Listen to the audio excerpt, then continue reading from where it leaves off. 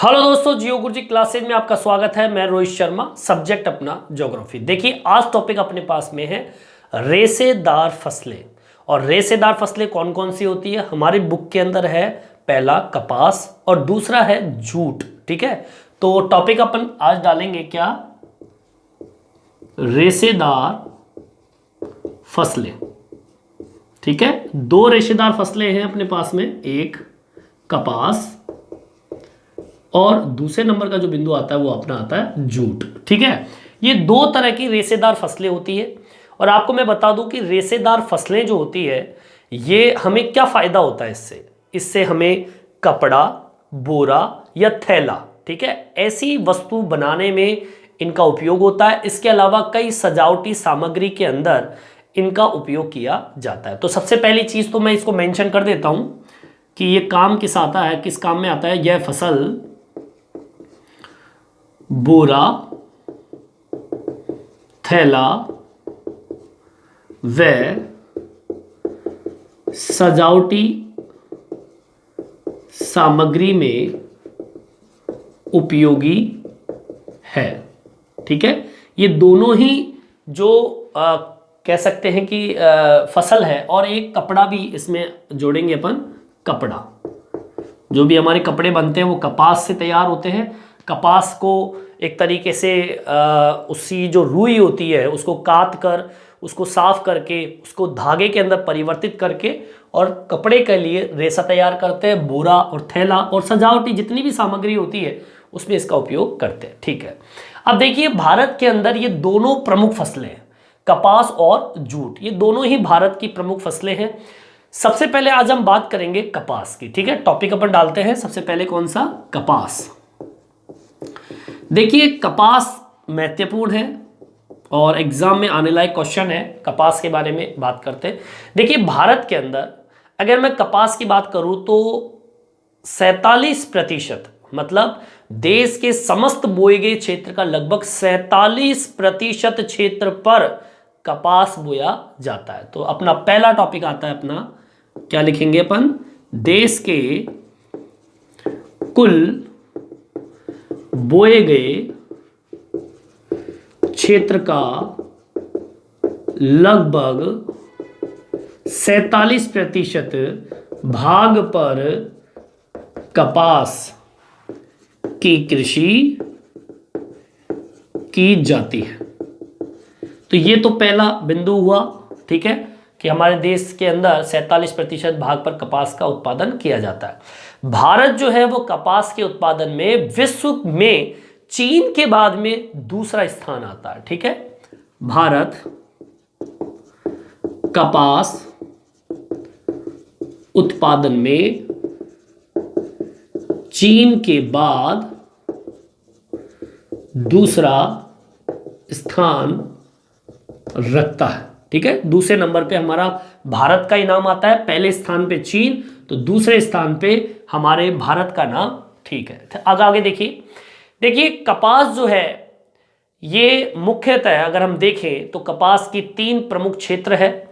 एक आपका उत्तर पश्चिम में पंजाब, हरियाणा, ठीक है, उत्तर राजस्थान है, पश्चिमी गुजरात है, महाराष्ट्र है, और दक्षिण में तेलंगाना, कर्नाटक, तमिलनाडु, ये ऐसे क्षेत्र हैं जहां पर कपास का उत्पादन किया जाता है। तो इसको भी हम मेंशन करेंगे, इसको बाद में मेंशन करेंगे, सबसे आखिरी बिंदु डालेंगे इसको। इसके पहले हम ये देखेंगे कपास कौन सी फसल है। देखिए कपास एक उष्ण कटिबंधीय फसल है। कौन सी फसल है, कपास उष्ण कटिबंधीय फसल है। अब क्यों है उसका बता देता हूं। उष्ण मतलब गर्मी, मतलब ये कि बादल रहित हो, गर्मी पड़े, बादल ना हो, बारिश ना बरसे, ऐसी कंडीशन कपास में होनी चाहिए, तभी भैया कपास पैदा आप कर सकते हो। कपास एक अर्ध शुष्क भागों में खरीफ की ऋतु के अंदर इसको बोया जाता है। ठीक है, कपास अर्ध शुष्क, ठीक है, आधा सूखा, ठीक है, भागों में खरीफ की ऋतु में बोया जाता है। ठीक है, और देखिए कपास के बारे में। देखिए कपास जो है, अगर मैं पुराने समय में जाऊं तो देश के विभाजन के बाद में भारत का कपास उत्पादक भाग आपको पता होना चाहिए कहां चला गया, पाकिस्तान में चला गया। ठीक है, इसको भी हम मेंशन करेंगे। देश के विभाजन के बाद बहुत बड़ा भाग कपास का पाकिस्तान में चला गया। और सुनिए कपास की और कहानियां क्या है। देखिए भारत में छोटे रेशे वाली जो कपास है उनको हम भारतीय कपास कहते हैं, और जो लंबा रेशा जिससे निकलता है वो होती है अमेरिकन कपास के नाम से इसको जाना जाता है। ठीक है, तो भारत की जो रेशे है उसको तो हम छोटी, भारत में कौन सी रेशे वाली, छोटी रेशे वाली, इसको हम कहेंगे भारतीय कपास। व लंबे रेशे वाली कौन सी कपास, अमेरिकन कपास उत्पादित की जाती है। ठीक है, तो ये तो कपास की बात हुई। और हम आगे पढ़ेंगे कि कौन कौन सी किस्म जो है वो हमारे भारत के अंदर कपास के रूप में, एक तो यही है सामने भारतीय कपास, और लंबे रेशे वाली अमेरिकन कपास, छोटी रेशे वाली को भारतीय कपास कहते हैं, और लंबी रेशे वाली कपास को हम क्या कहते हैं, अमेरिकन कपास के नाम से जानते हैं। इसको उतारिए आप अपने नोट्स के अंदर। ठीक है, चलिए आगे की ओर बढ़ते हैं अपन। अब हम बात करेंगे कपास के कुछ ऐसे क्षेत्र जहां पर कपास का उत्पादन किया जाता है, और कुछ ऐसी विशेषताएं, ऐसी किस्में, कौन कौन सी किस्में हैं उसके बारे में भी हम चर्चा करेंगे। देखिए अमेरिकन कपास को अगर देखें तो अमेरिकन कपास जो है वो भारत के उत्तर और पश्चिम भाग में नरमा के नाम से जाना जाता है। किस नाम से, नरमा। अमेरिकन कपास जो कौन सी कपास थी, लंबे रेशे वाली। ठीक है, लंबे रेशे वाली कपास को हम क्या कहते हैं, अमेरिकन कपास को उत्तरी, जो हमारा भारत का जो उत्तरी भाग है और साथ में आपका जो पश्चिमी भाग है, इस कपास को नरमा, किस नाम से, नरमा। कई बार पूछा जाता है कि नरमा की जो कपास है वो कौन सी कपास होती है, अमेरिकन कपास होती है, और इसका नाम उत्तर पश्चिम भाग के अंदर नरमा कहा जाता है। इस कपास को किस नाम जानता है, नरमा कपास के नाम से इसको जाना जाता है। ठीक है, आगे सुनिए। कपास पर जब फूल आते हैं तो आकाश बिल्कुल बादल रहित होना चाहिए, बारिश ना हो। अगर गलती से बारिश हो गई तो पूरा जो रुई होती है कपास की वो खराब हो जाएगी। ठीक है, तो इसको भी मेंशन करेंगे। कपास के फूल आने पर आकाश बादल रहित हो, हमेशा बादल रहित होने चाहिए। ठीक है, इसलिए तो हम उष्ण कटिबंधीय फसल बोलते हैं इसको। ठीक है, अब हम बात करते हैं इसके उत्पादक क्षेत्रों की। ठीक है, कपास के 3 प्रमुख उत्पादक राज्यों की हम बात कर लेते हैं कि कहां कहां पर कपास पैदा होता है। सबसे पहला कपास क्षेत्र है उत्तर पश्चिम में। ठीक है, उत्तर और पश्चिम में। अब उत्तर पश्चिम भाग में कौन सा, पंजाब है और हरियाणा। ठीक है, दूसरे नंबर का जो भाग आता है वो आता है अपना उत्तरी राजस्थान, उत्तरी राजस्थानी भाग। तीसरे नंबर पे जो भाग आता है वो है पश्चिमी गुजरात, पश्चिम में गुजरात। और चौथे नंबर पे आता अपना दक्षिणी जो भारत है। ठीक है, और दक्षिणी भारत के अंदर देखिए गुजरात और एक आता है महाराष्ट्र और है। ठीक है, ठीक है, एक दक्षिण के अंदर आप जाएंगे, भारत के दक्षिणी भाग में जाएंगे तो राज्य आएगा आपका तेलंगाना। ठीक है, और बताओ आपको कर्नाटक, तमिलनाडु, कर्नाटक और तमिलनाडु। ठीक है, ये सारे राज्य जो है वो आपके कपास उत्पादक राज्यों की श्रेणी में आते हैं। चलिए, ये तो राज्य हो गए कि हमारे यहां पर कपास उत्पादित किए जाते हैं, लेकिन कुछ ऐसे भी राज्य जो अग्रणीय है, अग्रणीय का हम कहेंगे, उतारना चाहे तो उतार सकते हैं आप लोग, ठीक है। अग्रणीय की बात करें तो अग्रणीय मतलब आगे, सबसे आगे कपास के अंदर कौन से राज्य है जो सबसे ज्यादा कपास उत्पादित किया जाता है, जिनको हम अग्रणीय राज्य की श्रेणी में डालते हैं। देखिए कपास के अग्रणीय उत्पादक राज्य, कपास के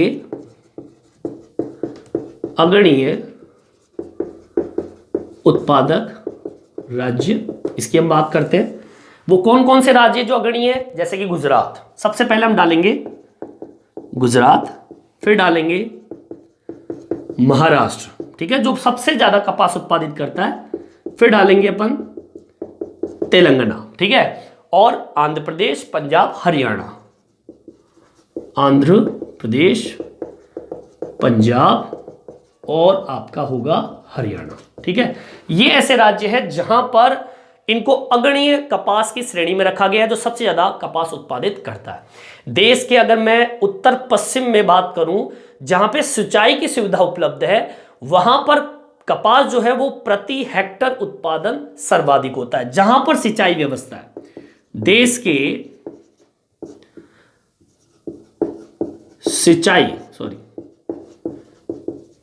के सिंचाई क्षेत्रों में प्रति हेक्टेयर उत्पादन सर्वाधिक है। भाई जहां पर देश में सर्वाधिक सिंचाई है, जिन क्षेत्रों में सर्वाधिक सिंचाई होती है, वहां पर प्रति हेक्टर उत्पादन क्या है, सर्वाधिक माना जाता है, ठीक है। और महाराष्ट्र जो है वहां पर वर्षा निर्भर राज्य मान लीजिए। अब वर्षा निर्भर होने की वजह से यहां पर कपास का उत्पादन थोड़ा कम माना जाता है, क्योंकि ये वर्षा निर्भर है और महाराष्ट्र में ऐसे वर्षा कम होती है, ठीक है। इसको मेंशन करते हैं अपन, महाराष्ट्र में यह फसल वर्षा निर्भर है, इसलिए उत्पादन क्या है, कम, ठीक है। तो इस तरीके से मैंने आपको कपास के बारे में बताया। चलिए आगे की ओर बढ़ते हैं। अब हम बात करते हैं जूट की, ठीक है, कि जूट की फसल क्या होती है। कपास में इतना ही है, आप उतारना चाहे तो उतार सकते हैं। चलिए बात करते हैं अपन जूट की। देखिए जूट भी आप सब जानते हैं कि जूट का उपयोग किस काम में आता है। हमारे यहाँ गेहूं की बोरियां जब आती हैं तो वो जूट के से ही बनी बोरियां होती है। इसका प्रयोग की बात कर ले, सबसे पहले हम प्रयोग की बात करते हैं।